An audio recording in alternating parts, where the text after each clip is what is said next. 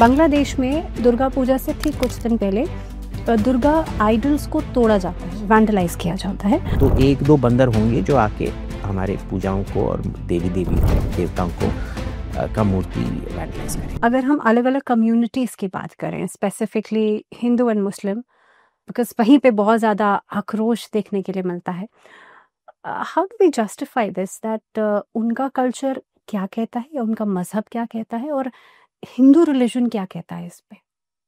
देखिए, कहने से कुछ फर्क नहीं पड़ता है। वो जो कहते हैं आई विश देम वेल, हम जो कहते हैं I respect that.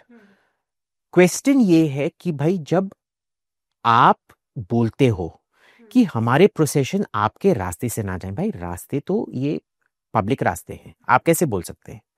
So you know this, there is this thing कि जब हम वो मीट शॉप बंद कर देते हैं, you can't shut down their meat shops, they have paid rent for it. You can't put the roads off commission क्योंकि road public road होते हैं, ये टैक्स पेयर के होते हैं। आपका घर उधर है तो मेरा क्या लेना देना? मेरी माँ तो उधर से ही जाएगी प्रोसेशन में, हमेशा से जाती रही है, उधर से ही जाएंगी। अब देखिए, उधर कई सारे लोग हैं जिनको पॉलिटिकल बैकिंग के वजह से लगता है कि वो रूल से थोड़ा अबव, दोनों साइड पे हैं, जा सकते हैं। I think that is a function of government, क्योंकि गवर्नमेंट अगर चाबुक नहीं चलाएगी जब आप बदतमीजी करोगे, तो बदतमीज लोग तो बदतमीजी करते ही रहेंगे ना। So is nothing you can do about it. We are fundamentally very different religions, there is no denying that. Hinduism और इस्लाम में मेरे को कोई भी सिमिलैरिटी तो लगता है नहीं। मैं इनको जमीन आसमान का फर्क मेरे को तो लगता है। बट जब आप डिफरेंसेस को रेकनसाइल नहीं कर सकते हो, तो म्यूचुअल अंडरस्टैंडिंग की एक ये होनी चाहिए। और म्यूचुअल अंडरस्टैंडिंग क्या है? ये नहीं कि आप बोलोगे राइट मार के कि क्या म्यूचुअल अंडरस्टैंडिंग है, ये नहीं कि आप मूर्ति तोड़ के बोलोगे कि ये म्यूचुअल अंडरस्टैंडिंग है। नहीं, सिविक रूल्स क्या है, रास्ता किसका है, आप लाउड स्पीकर कितने देर तक बजा सकते हैं, कितने बजे से कितने बजे तक बजा सकते हैं, बस वही है जो सिविक रूल्स है, वो म्यूचुअल अंडरस्टैंडिंग है बस।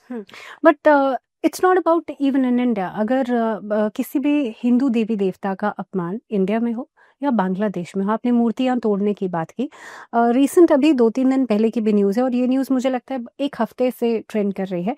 बांग्लादेश में दुर्गा पूजा से ठीक कुछ दिन पहले दुर्गा आइडल्स को तोड़ा जाता है, वैंडलाइज किया जाता है और अलग अलग हिंदू टेम्पल्स को वैंडलाइज किया जाता है।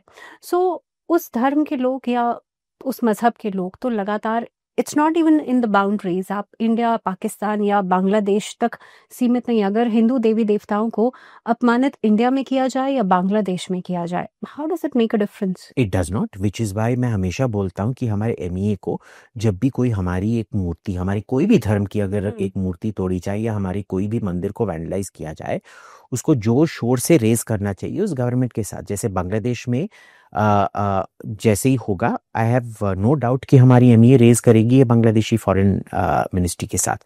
वैसे मैं ये नहीं मानता, जो आपने पिछले साल देखा था जिस किस्म से वैंडलाइज हुआ, वो इस साल बहुत कम हो गया होगा, क्योंकि उधर फौज ने चाबुक चला दी है।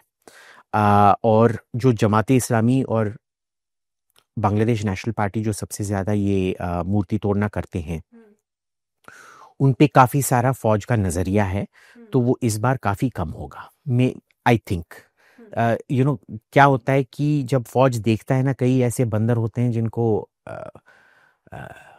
आग जलाना पड़ता है, तो वो जाके और खुजली करेंगे। बट मोस्टली मैं मानता हूं, बेस्ड ऑन द फैक्ट कि army is keeping a very tight watch, इस बार लास्ट टाइम से कम होगा। बट देखिए, ये एक्सपेक्टेशन भी रियलिस्टिक होना पड़ता है कि आपके पास जितना भी अच्छा पुलिस फोर्स हो, जितना भी अच्छा सर्वेलेंस हो, आप कभी भी जीरो क्राइम सोसाइटी अचीव ही नहीं कर पाओगे। तो एक दो बंदर होंगे जो आके हमारे पूजाओं को और देवी देवताओं को का मूर्ति वैंडलाइज करेंगे। बांग्लादेश, But